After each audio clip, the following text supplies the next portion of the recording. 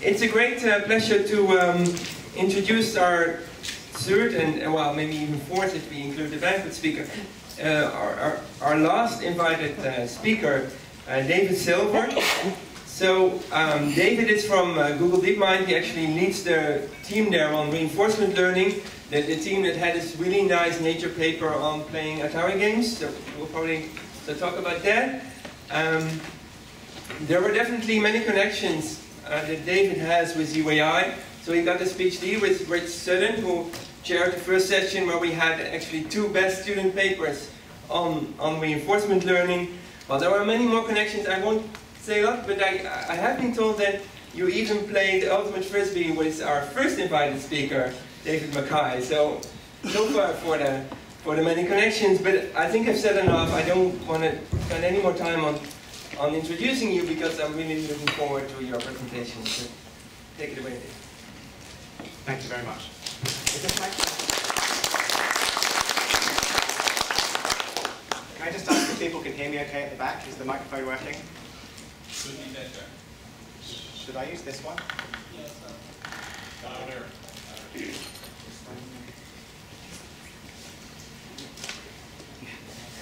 Let me try like this. Is that better? Okay, great. So thank you for the introduction. It's really a pleasure to be here. So today I'm going to talk about something we're calling deep reinforcement learning, which is really a fusion of reinforcement learning with some of the ideas which are coming out of this renewal of neural networks, which is currently known as deep learning. And the goal really is to try and take forward reinforcement learning and try and get some of the great success stories that we've seen across supervised learning and or even unsupervised learning, try and see some of those success stories within reinforcement learning.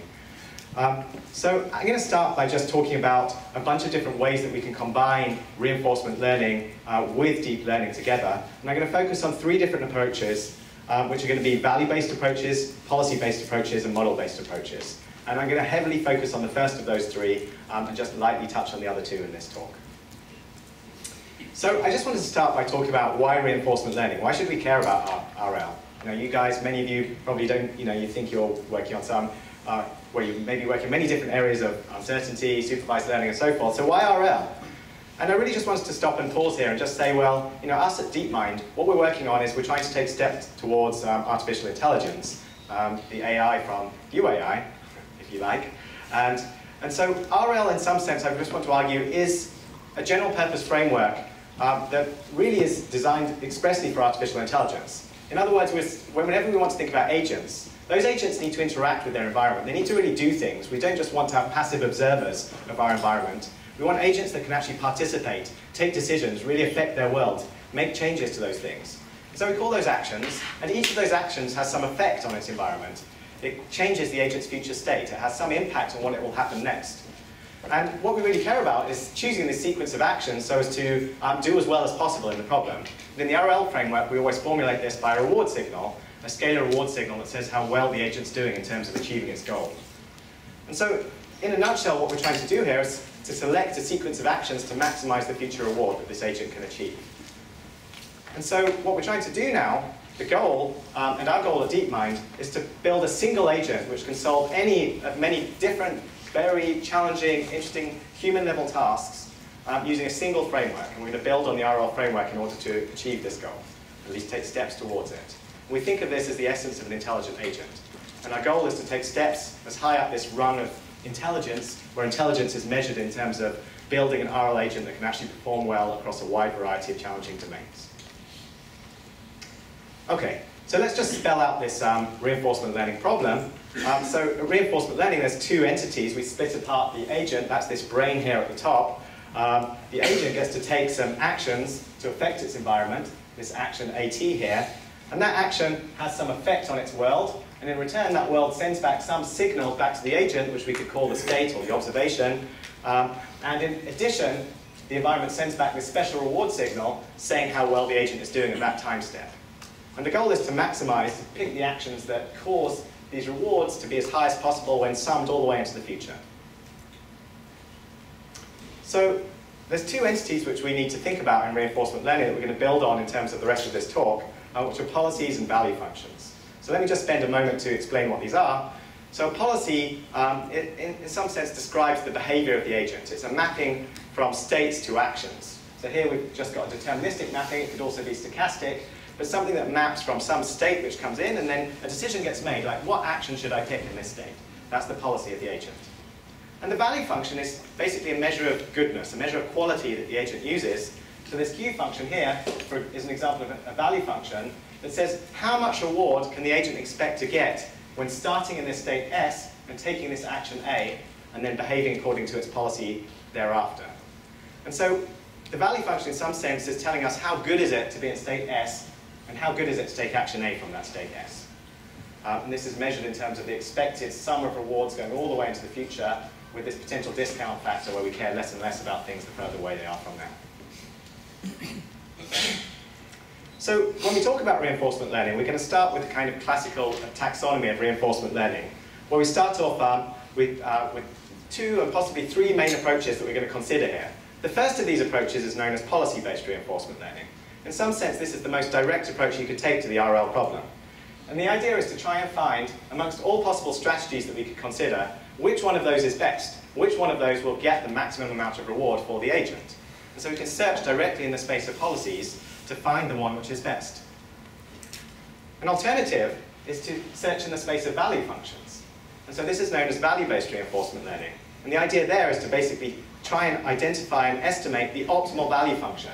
In other words, the value that maximizes the amount of reward that the agent can get in the environment. So this tells us, this Q star here, tells us the maximum value achievable under any policy. Like under all possible policies, which of those will achieve the most reward? And what we're trying to identify is that value. If we know the maximum possible value we can get from under any policy at all, this maximum amount of juice that can be extracted by this agent from its environment, then we're kind of done in the sense that we know how to pick actions optimally. We just pick the action that maximizes this Q value, and we can behave optimally in our environment. So these are two major approaches to reinforcement learning. Learn the policy directly that's optimal, or learn the optimal value function, learn the actual quantity of reward that is possible to extract from the environment. There's also a third way, and this is model-based reinforcement learning, and I'll touch on this if there's time just at the end of the talk. And in model-based reinforcement learning, what we try to do is first build a model of the environment that describes how the environment works. So the agent tries to understand tries to build a model of its environment that understands when actions are put in, what will the reward be and what will the next state be. And then given that model, it uses that model to plan, to look ahead, for example, using tree search, to figure out what the optimal sequence of actions will be, and making use of its model to plan ahead. So I'm going to start by asking the following question. So we've seen that there are many, many successes of deep learning now, increasingly across applications from image, natural language processing, speech processing. The state-of-the-art results have now been achieved using deep learning methods. And the key there is to optimize end-to-end some model in deep learning, for example, using stochastic gradient descent of some objective function. And the question is, how can we apply these same ideas to RL? What's the objective function that we should optimize for? Can we do it end-to-end? Is there a robust and stable way to optimize for a reinforcement learning objective? And so we're going to consider basically three different ways to apply deep learning that map onto the three different paths, three different approaches to reinforcement learning that we saw in the previous slide. So we're going to consider using a deep network to represent either the value function, or the policy, or the model of the environment. And in each of these cases, we're then going to try and come up with an objective function that says how good is that particular value function or policy or model, and we're going to optimize that thing end-to-end so as to achieve the maximum performance using simple stochastic gradient descent algorithms that enable us to get a lot of gradients through the system and scale up in the way that deep learning has been effective. So that's the goal, that's what we're going to try and do. And so let's begin by considering the value-based approach, and we'll spend most time on this to try and understand and get to the heart of what causes instabilities when we combine deep learning with reinforcement learning and see if we can address some of those. Okay, so to begin with, let's just introduce one central idea, which is the Bellman equation.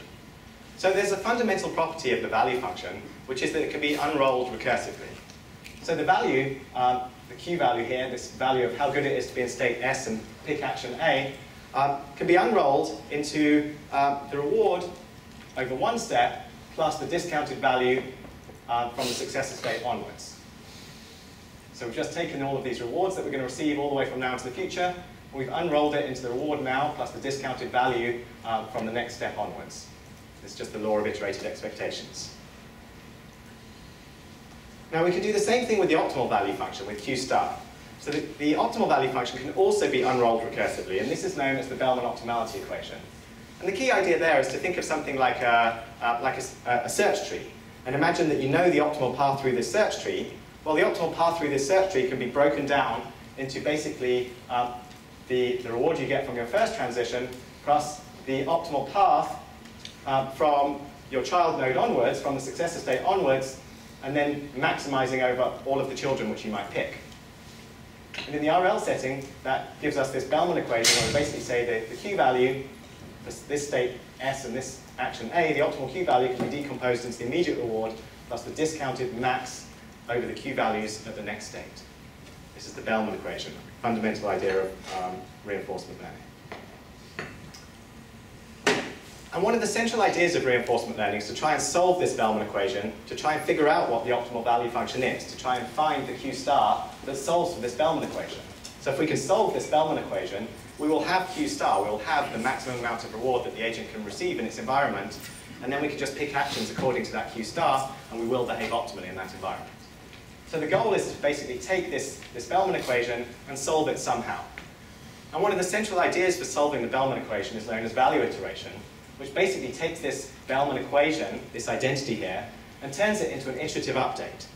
So basically iterates where we start off with some estimate of our Q values at iteration I, we basically plug that into the right-hand side of our Bellman equation, and we use that as a target to try and figure out what our next iteration should be at I plus 1. So basically set these Q values towards the reward plus max Q value at the next state, the successor state, where we now plug in for those Q values here, the Q values that we had at the previous iteration of our algorithm. So if we iterate this over and over again, at least in the table lookup setting, it can be shown that this really does converge on the optimal Q values and solves the problem which we're after, which is to figure out the optimal way to behave in this reinforcement learning problem. Okay, now in practice, if we do this on a table lookup level where we represent each state and action separately, it's hopeless. We can't make much progress on interesting reinforcement learning problems. So what we need to do is to introduce some function approximation. And in particular, let's consider the case where we plug in a neural network as our function approximator. So here we're going to basically use a neural network to represent our Q values. So we'll call this a deep Q network. And the idea is we're going to estimate these true Q values using this function approximator. So think of this as a neural network where we plug in the state and we have some parameters W. And this neural network basically is going to output the Q value for all different actions that we might care about. So in comes the state, out comes the value of all different actions. How good are each of those actions in this state S? So we can have one neural network representing our value function. And the idea is now, can we just do something as simple as solving this Bellman equation by standard methods? So what if we just tried to formulate some simple objective function, such as the mean squared error in the Q values? So here what we've done is we've taken the Bellman equation. We're basically looking at something like a mean squared error between the right-hand side and the left-hand side of this Bellman equation. In other words, we're saying, let's consider the mean squared error between our predicted value. This is how much reward we think we're going to get from state S and action A. And this is our target. Now if we do this one-step look ahead, like the right-hand side of our Bellman equation, it's like doing a one-step look ahead and saying, okay, well our target is going to be the reward plus the max Q value. Let's make that the target. And we're going to look at the error between this and try and update our prediction towards this target. And so here what we've done is just come up with a loss function which represents the mean squared error between these two things. And the question is, can we just optimize this directly by stochastic gradient descent and hold this kind of Q value fixed and just take the gradient and see what happens? And it turns out this leads to perhaps one of the best known algorithms in reinforcement learning, known as Q learning, but using function approximation. And so we end up with this Q learning update. And the gradient basically looks at something like this, where we have the error between our current prediction of the Q values and our target, this right-hand side from our Bellman equation, multiplied by this gradient term that kind of tells us how we should adjust our parameters to basically make our Q values higher or lower. So this tells us This tells us what the error is, and this tells us how to adjust for that error.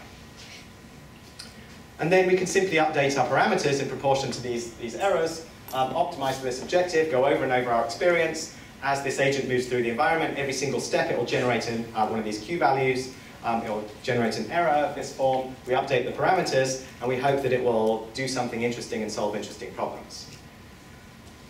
So unfortunately, this is a nice idea. People have tried this many times over the years, and it's well known that this particular approach to reinforcement learning, and indeed many other approaches where you combine deep learning with RL, turns out to be quite unstable. And so this has kind of put people off trying combinations of nonlinear function approximators or rich neural network-based function approximators in the reinforcement learning context. So what happens? Let's see if we can diagnose the problem.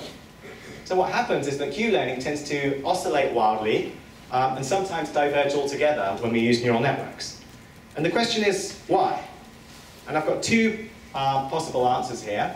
And it turns out they're both quite significant reasons why things go wrong. The first answer is that the data that the agent is experiencing is sequential. There's this agent moving through its environment, step by step. If you imagine you have some agent, and at one time step, my robot is here, doing its Q-learning update. At the next time step, it moves one step and it does another update. These updates are highly correlated. And these highly correlated updates tend to be very unstable when you plug them into gradient-based optimizers. Essentially, it forces you, although these things might mix eventually in the long run, it forces you to basically use an extremely small learning rate, so small that nothing happens at all, and then if you try to actually make something learn, then things become very unstable and the whole thing diverges. So we would really like to kind of get back towards the sort of IID setting where these methods are so effective.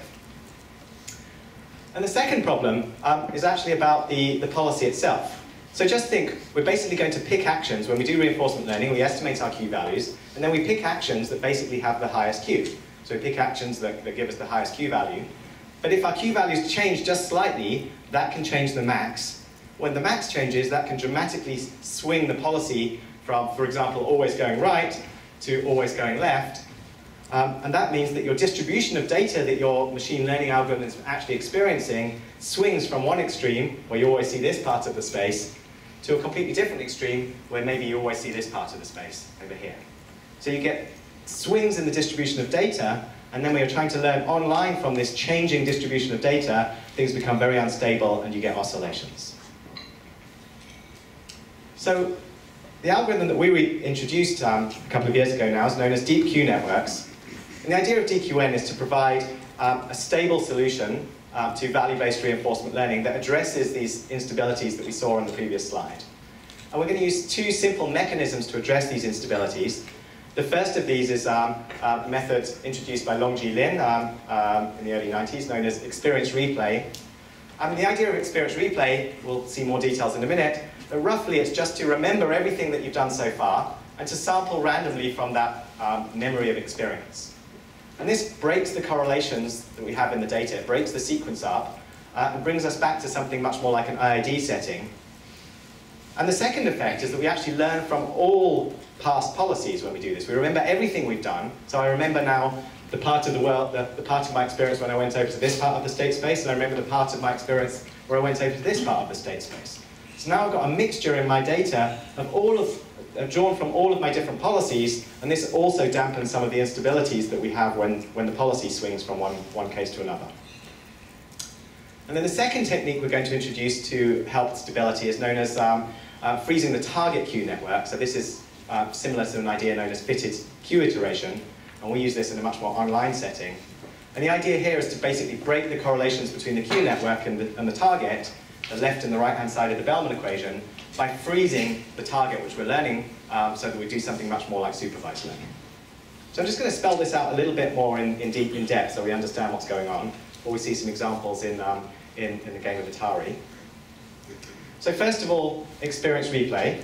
So what we're going to do is, we can think of this as the agent actually takes its transitions in the world. It takes actions, maybe acting greedily or epsilon greedily, according to its Q values. And it stores those transitions in a replay memory. And then it samples randomly this mini batch of transitions from its own replay memory.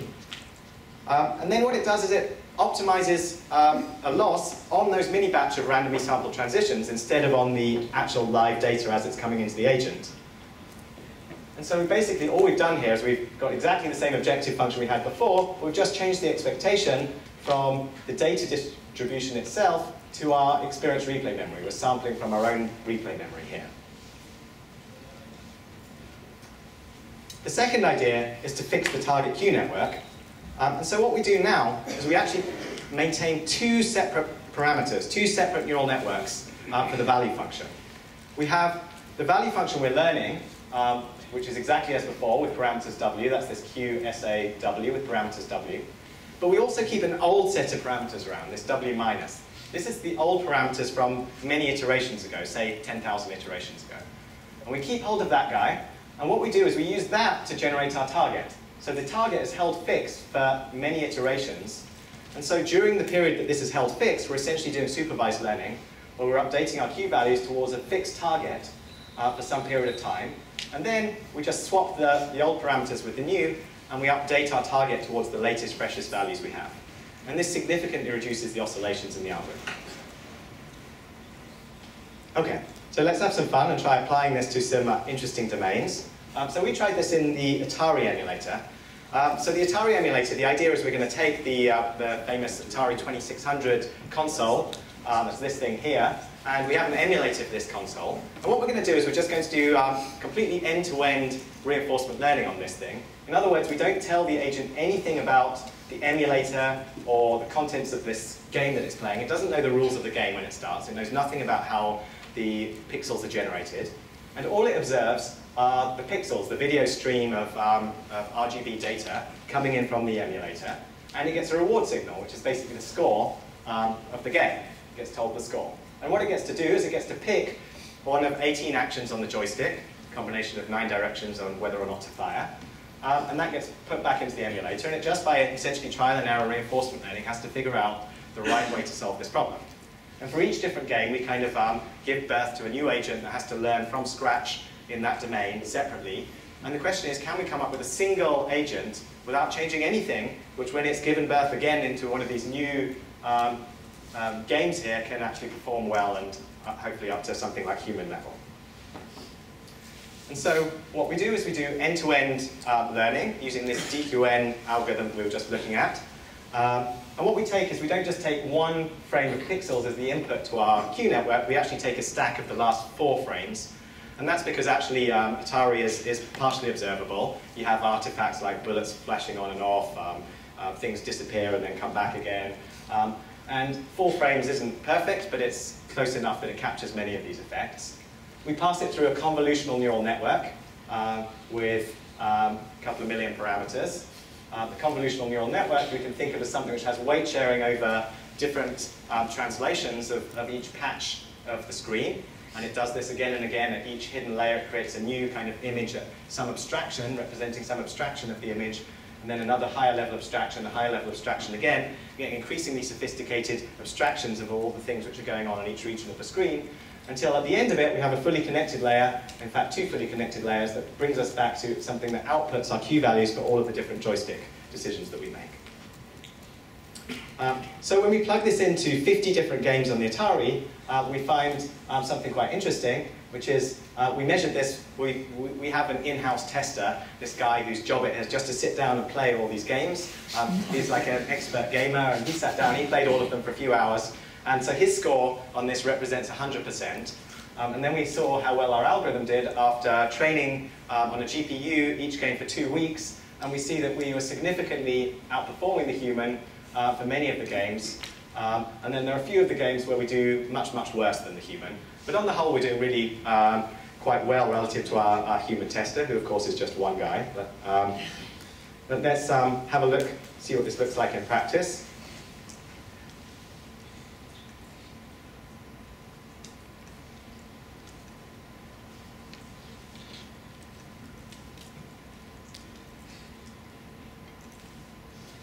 Okay. So what we're going to see is a variety of different games where DQN is being fully trained on these, so we're just looking at the output of the fully trained network. But what you'll see is a real variety of different tasks. So this one has this kind of pseudo 3D input, it has to learn how to drive. the conditions change from frozen to normal conditions. The road gets slippier when it turns white and it's frozen. Here we have a side-scrolling game where it has to learn things to shoot and things to avoid, which will kill it, and it has to figure out how to move around in this side-scrolling setting. And so you'll see that it's not just the case that we have like a fixed viewpoint for which you might think a convolutional network is perfectly adapted. We have things with now a pseudo 3D, very primitive kind of 3D viewpoint where it has to rotate around and figure out how to shoot things.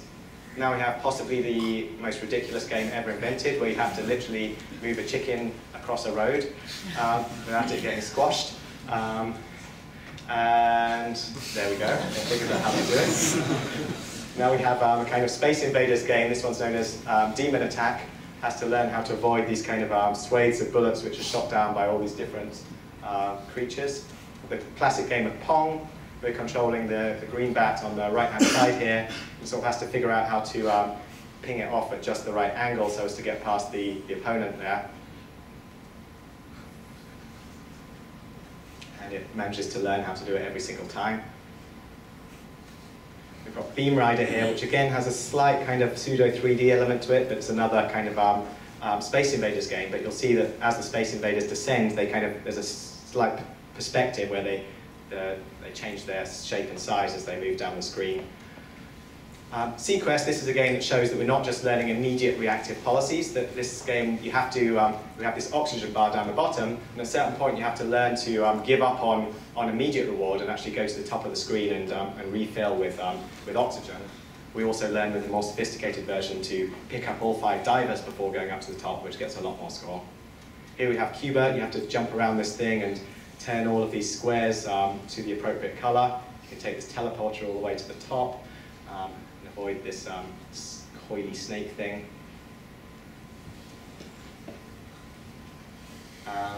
Asterix, you have to move this creature around to pick up just the liars and avoid the deadly objects there.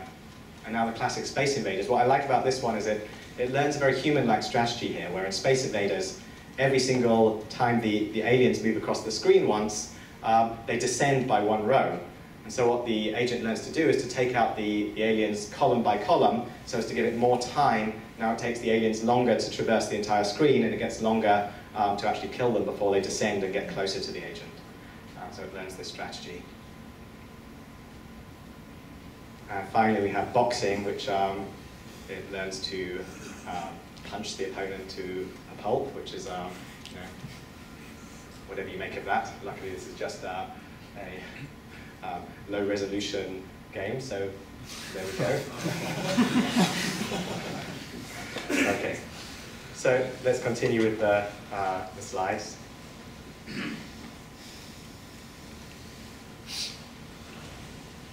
Okay, so a natural question is, did these introductions of these new techniques that we mentioned earlier, did they actually make any difference, or would vanilla Q-learning have worked just as well, or other methods out of the RL literature? And the answer is that if you plug in naive Q-learning, it really does very poorly. So this is exactly the same algorithm, exactly the same network, just using Q-learning. When we use the target Q augmentation, when we keep the target Q network fixed, we do significantly better. If we just use experience replay with no target network, we do better still. When we combine them together, we do much better again.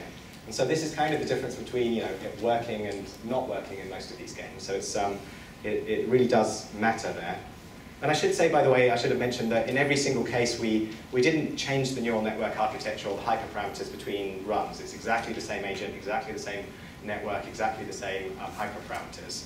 It just gets retrained on each new game. So it really is fairly robust. However, it's not perfect, and in recent work, this is beyond the Nature paper now, we tried to address some further issues with DQN. So it turns out that it's still, on the whole, you get very stable learning, but there are still some issues where it tends to be very sensitive to the reward scaling. So in the Nature paper, we kind of used this hack where we truncated rewards to between either +1 or -1. So for example, if you get the mothership in Space Invaders, it should be worth hundreds of points, but we just say, okay, +1. And that stops our network from blowing up, essentially because when you have very large values backpropagated through a neural network, it causes very large gradients, and those gradients can cause divergence. And furthermore, we'll see that there's an over-optimism bias in Q-learning, and in fact, most value-based reinforcement learning methods. And addressing this over-optimism also significantly improves the performance. Okay, so first of all, normalization. So we really want to do something better than just this clipping of the reward to +1 and -1. Every time we clip the reward, we're essentially changing the problem that we're actually trying to solve. The agent should know when it's, it should be able to identify it to itself. It should be able to figure out the right balance between getting +1 rewards and +100 rewards. It should have the correct balance. If we truncate rewards, it will never be able to learn how to trade those rewards correctly. So what we do is a normalization approach, where we actually take our final layer of our neural network, the layer that maps our hidden layers into this final scalar output, saying how good, how much value you're going to get. And what we do is we decompose that final layer into two parts. We decompose it into a kind of well-behaved function that outputs values in a desired range between -1 and +1. And then what we do is we just scale this output of the network by one scaling parameter and a translation parameter. So just think of this as like having your standard normal, and you rescale your standard normal into the desired output. So it's like a fairly standard transformation, like a mean and standard deviation parameter. And all we do is we just adapt these parameters. We adapt this sigma and this mu so as to keep the neural network in the desired range. So we just, if we see that we have values going outside of this range, we just change our scaling to bring it back into the range that we want.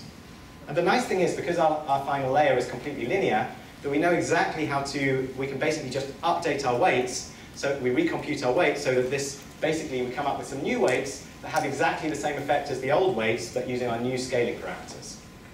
So each time we scale up, if we scale up our weights using a larger sigma, we just reduce the actual values of our weights by a corresponding amount, and we'll have exactly the same effect as we had before we made this change. And so this is a very simple method to just keep things very well scaled. It's highly related to recent methods in deep learning like batch normalization and whitening. And I just want to show you a little demo of how much this helps. So this is now applied to Pac-Man, which was one of the games that the vanilla approach to DQN did quite poorly on. And what we see is it learns something which our human tester didn't figure out, actually. So we have our Pac-Man here, and actually you get the most points in Pac-Man not by collecting pills, but by eating ghosts. Like if you eat the ghosts after getting one of these power pills, you get a huge amount of score, and the score increases as you eat up more and more of the ghosts. And so as you might expect, it learns this very aggressive strategy where it picks up power pills, but now it learns to do something quite interesting, where it basically goes and hangs outside the den for a while, and waits for all the ghosts to come out, and just eats them and gobbles them up right on their way out there, and it gets a lot more points this way.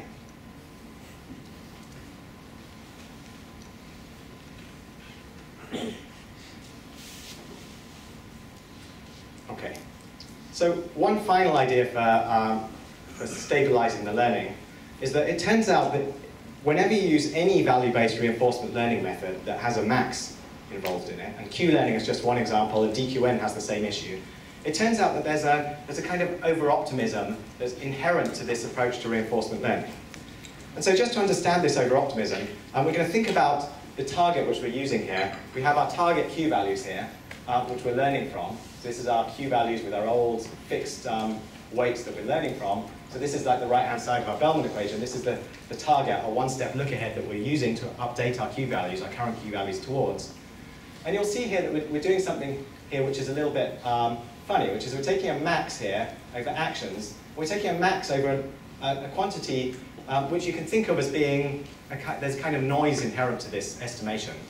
There's some estimation error in our Q values, and when we take a max over these Q values, you can think of this estimation error as introducing a kind of noise.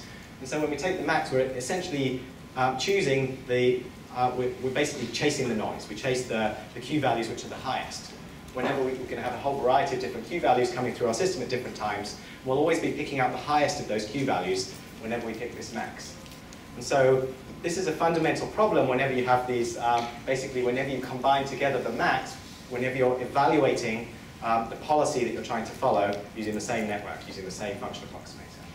And we see that this has been observed in the past. There was a paper by Hardo van Hasselt and others a few years ago on this.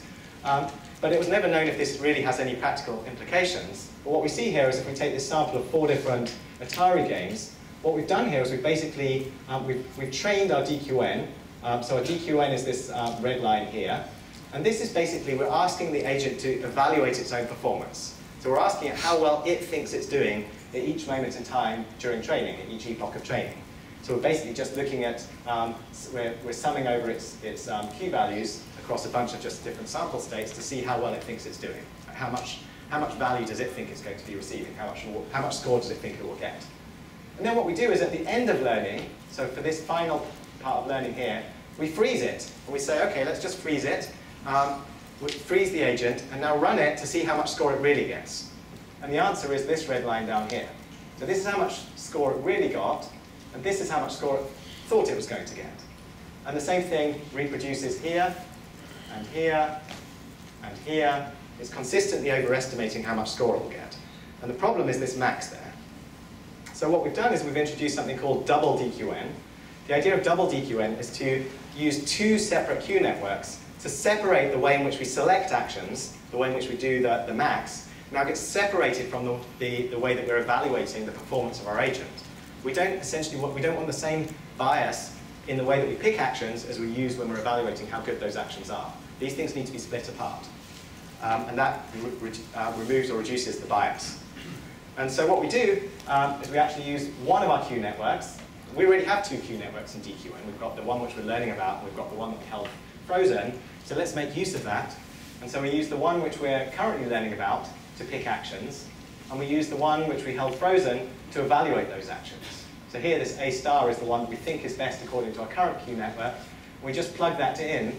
We plug that into our right-hand side, we plug that into our target Q network, and now we basically evaluate in this kind of reasonable way where we're not kind of tying together the way we pick the actions and the way we evaluate.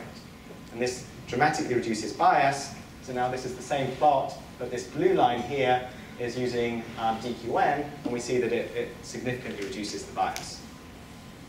It's not perfect because each time we reset the parameters, we introduce a little bit of bias again, each time we update the old parameters to the new. But it makes an enormous difference to performance. So we see here, this is a recent plot, actually on a harder evaluation setup where we try and test our generalization performance across how well we generalize to human-generated positions. And we see that this black line is the results we reported in, using the algorithm from the Nature paper, and these blue lines here are how well we do using double DQN. And so it really is one idea, one simple idea that makes a dramatic difference to the performance. It makes it much more robust. You get learning curves which look just like supervised learning, very smooth incremental progress up towards the direction of improved progress. Okay. Finally, I just want to mention that the applied team at DeepMind has been looking at scaling up these approaches to massively distributed architectures. And the idea there is this something called Gorilla. And the idea is to parallelize the acting, so you have many, many agents generating data in parallel. All of their experience gets stored in a distributed memory in parallel. We sample the experiences in parallel and have many, many different kind of learners, all of which are applying updates and generating gradients in parallel. And all of those gradients get passed to a parameter server that holds a large, potentially very large model across many different machines. And those gradients get applied in parallel and then synchronized back to the actor that picks its new actions. And this does very well in practice. So when we used 100 CPUs instead of our one GPU and parallelized on the Google infrastructure, we found that things just continue to get better as we scale up. So we got more score on 41 of the 49 games. We achieved double the score on about half of the games. And we matched the same results as our Nature paper 10 times faster in terms of wall time on most of the games. So it's continued. So the scaling, good scaling of deep learning seems to still apply with RL. Okay, so in the remaining time, I just want to touch on some recent work that shows how we can move beyond this value-based approach and try to apply this to a range of different other ideas and problems. So I'm just going to touch on this briefly. But a natural question is what happens if we want to deal with continuous action domains, where you can't perform this max over actions in any efficient way. And so the idea there is we'd again like to basically go back to so this is now the second approach to reinforcement learning, policy-based approach. We're going to search directly over policies. And the way we're going to do that is again to come up with an objective function and to apply stochastic gradient ascent now to basically do better and better on that objective. And the objective here is the natural thing. It's basically how much reward do we get. we want to basically say, what's the gradient of our actual performance and how much reward we actually get with respect to the parameters of our policy. And then we'll just adjust those parameters. U, we've now got some policy parameterized by U, our value functions parameterized by W. We just want to adjust this policy to do better. And so it turns out we had a paper a couple of years ago called the deterministic policy gradient, where you can actually, it turns out you can compute this thing efficiently in continuous action domains, and it has a very natural interpretation. The real true gradient of this objective function is given by the following idea. All you need to do is find the gradient with respect to your Q values. So if you have your Q values, your value function, if you know the value function, and you know how to adjust your parameters so as to get you more Q, to make your value higher, that actually is the true policy gradient. And so if we just apply the chain rule to that, we end up with this policy gradient thing here that says all we need to do is we need to basically multiply two things together. The first term tells us how to adjust our action so as to get more Q, and the second term tells us how to adjust our parameters of our policy so as to change our policy in that desired direction, to do more of that action. Okay, and then what we do is we combine this together into an actor-critic architecture, where what we're going to do is first of all estimate our Q values using a critic, something which basically just like the Q learning that we did before, we're going to estimate this value function, and then we're going to apply this update to learn from this estimated Q value using this policy gradient.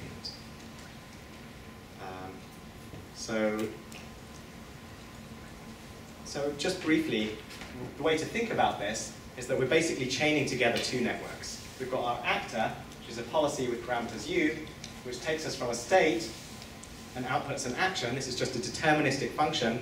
You input a state, you output an action.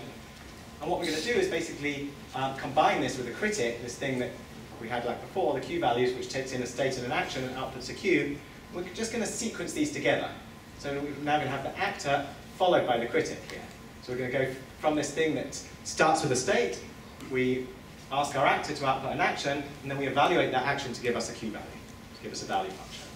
And then all we do is backpropagate all the way through this sequence. In other words, we backpropagate from the critic all the way back through into the actor, and that tells us how to update our parameters so as to get more performance in this domain. So what that looks like is the following. So this is a well-known idea known as the actor-critic, but now using these deep networks to represent both the actor and the critic. And the idea is that we estimate the value function using Q-learning. So that's our critic. It's using exactly the same Q-learning idea as we saw in the first half of the talk. And we now have an actor which updates the policy in the direction that most improves Q using this deterministic policy gradient. So again, we can ask the question, does this naive approach work? And unfortunately, the answer again is no. It oscillates wildly and things go badly wrong. And again, this is the experience of many people who try to combine RL with policy-based methods. And so what we've done is to introduce the same ideas that we had from the first part of the talk to stabilize the methods and to make them more robust and effective. And it turns out that they also work effectively in this continuous action space. So what we do is, again, we use experience replay, but now for both the actor and the critic. So we generate experience from our actor, we remember that experience, and we use random samples from our experience replay memory to now update both the actor and the critic.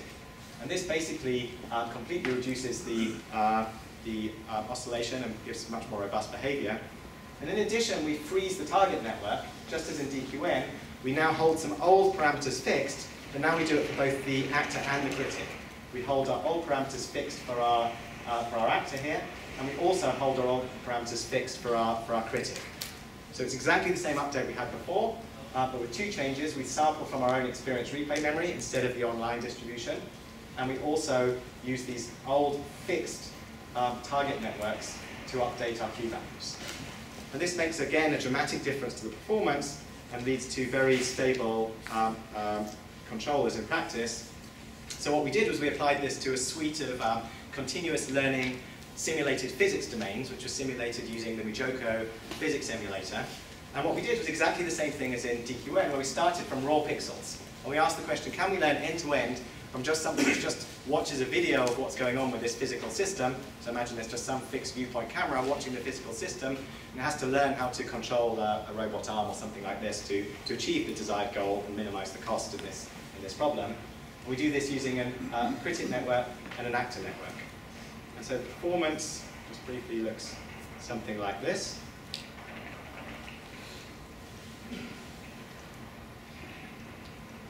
So we tried it, again, keeping everything fixed between the problems. We could use the same neural network architecture, the same one actually as we used in the Atari domain.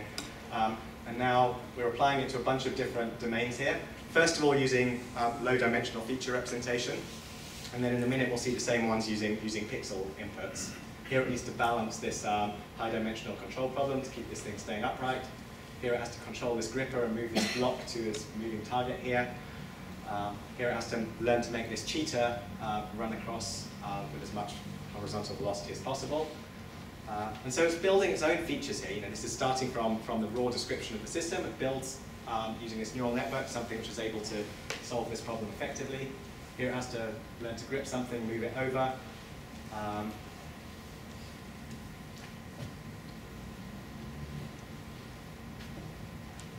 Here we have a walker. And now from pixels, it also learns. This is roughly what it looks like. It gets this very low resolution input.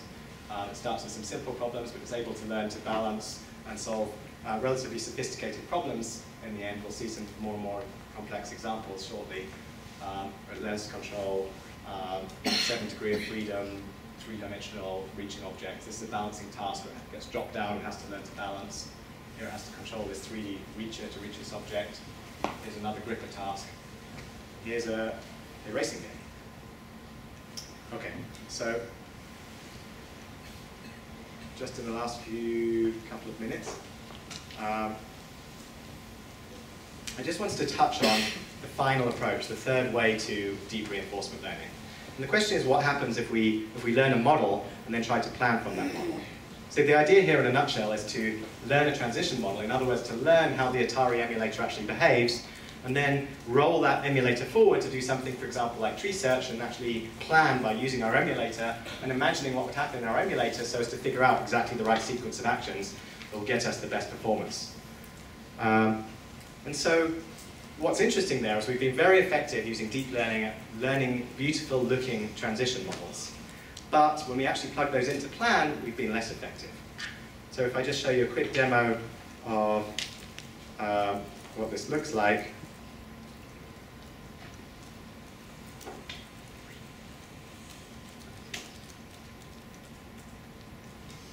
So this is a single sample from a generative model that's been trained end-to-end by deep learning. So we're not resetting the model, we're just letting it run all the way out, and we're looking at what happens. And it's learned from this black and white input of this side-scrolling game to figure out all of these high-level concepts about how this side-scrolling works, where these new things are coming from.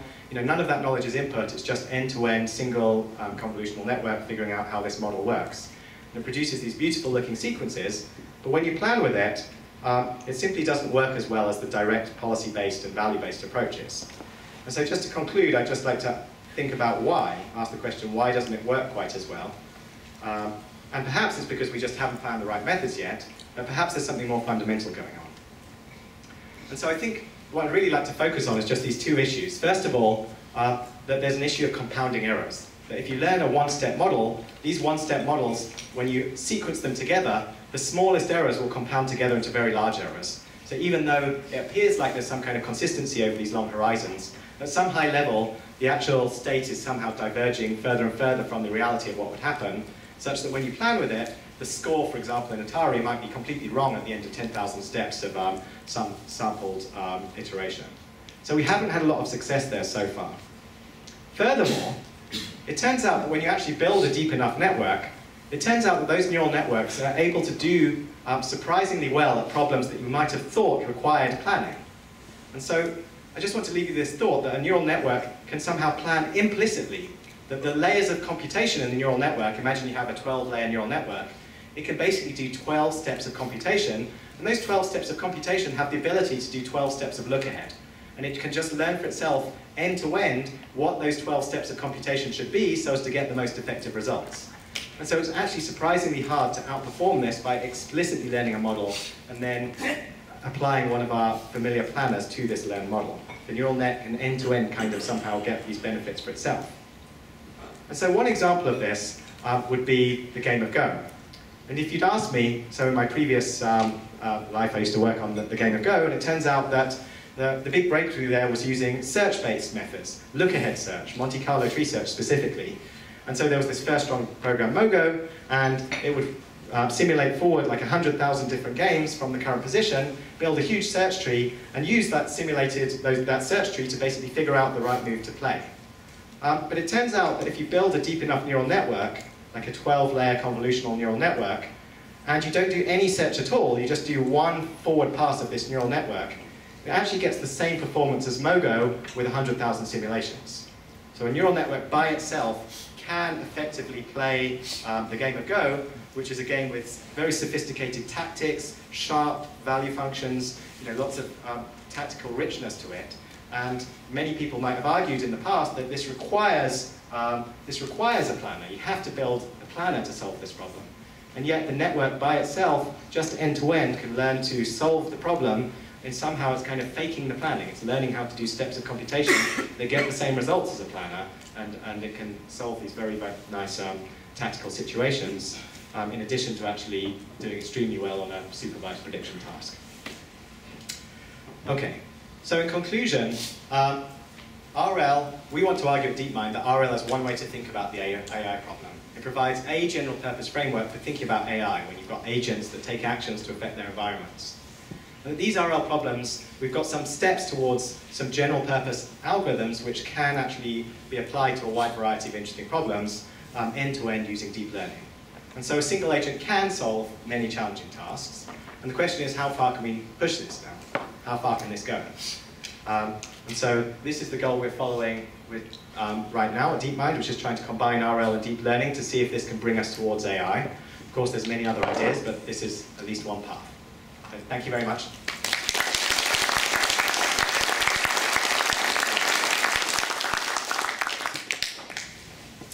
Any questions?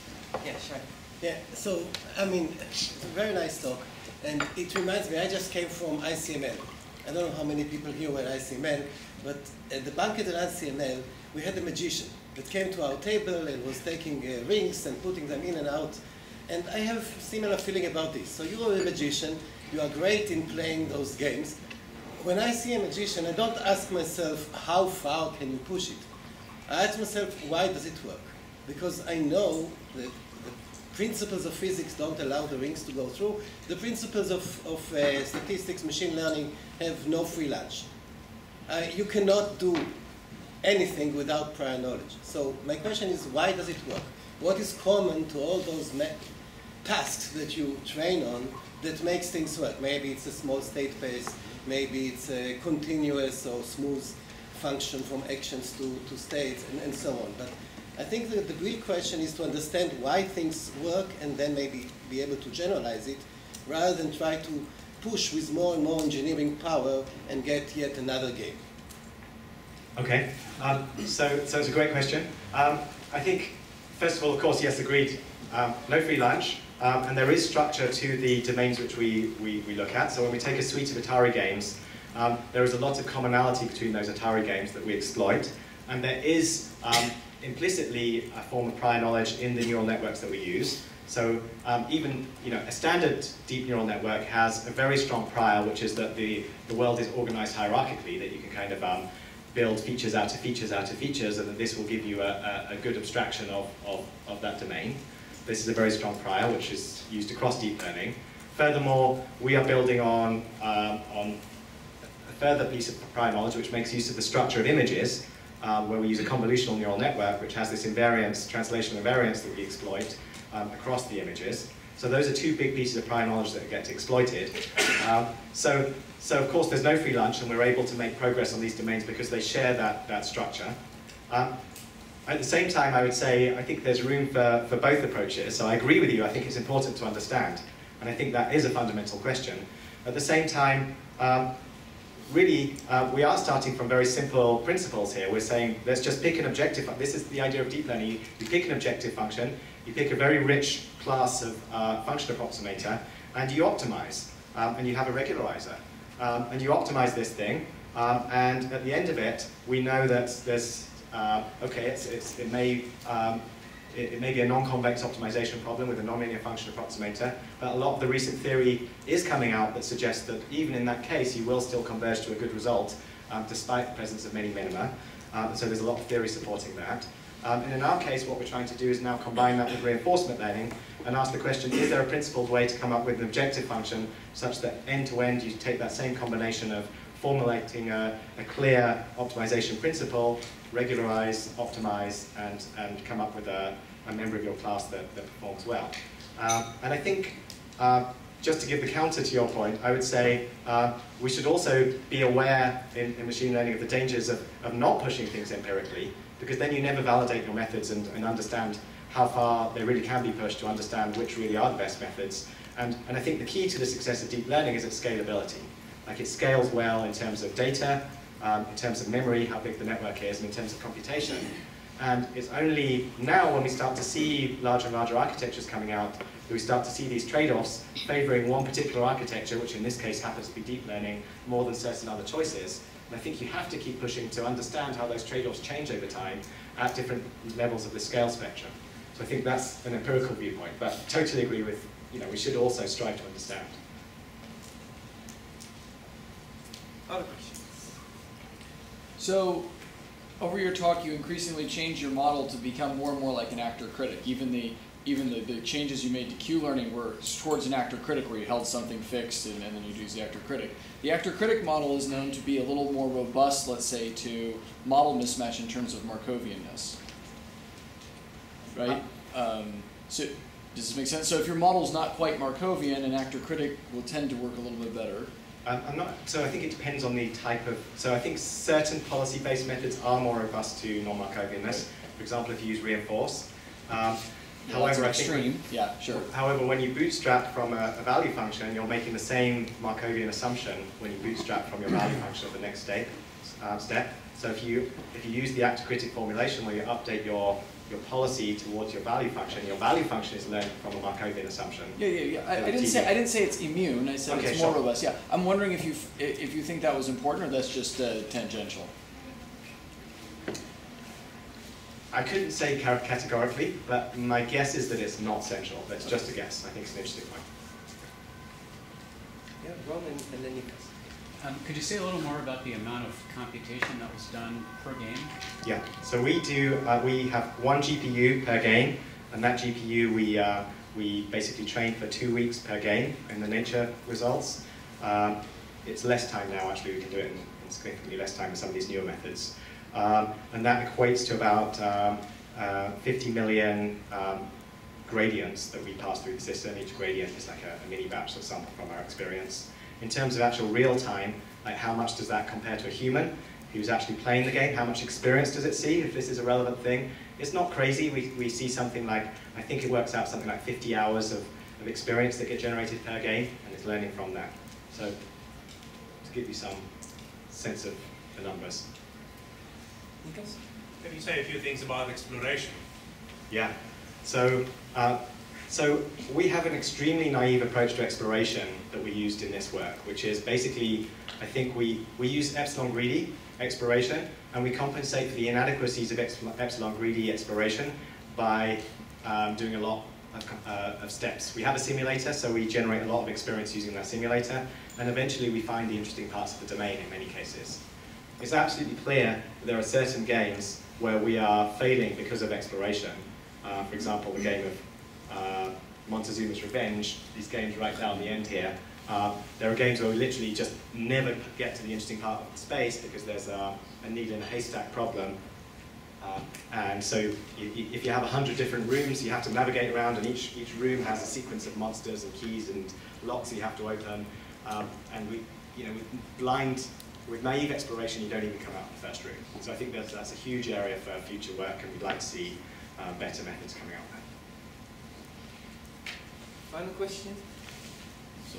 So in your last slides, you say the one agent for all the different games, right? So I just want to clarify is one agent is just one architecture and a different parameter, right? For the different game, you have to retrain and have different parameters, right? That's right. So we use the same architecture and the same hyperparameters, like the learning rates and so forth. But the parameters themselves, the parameters of the neural network, the weights are retrained for every game separately. So my question here is, can you just train one model and for all the different games? Yeah, so I think that's a great question. Can we train one model that basically runs on all the games? It would be interesting to try, and something we might look into. But I think, yeah, that wasn't in this initial set of results. Okay. Guess it's time, but we can take, probably David will be around, so can take some more questions offline. But let's thank him a lot now for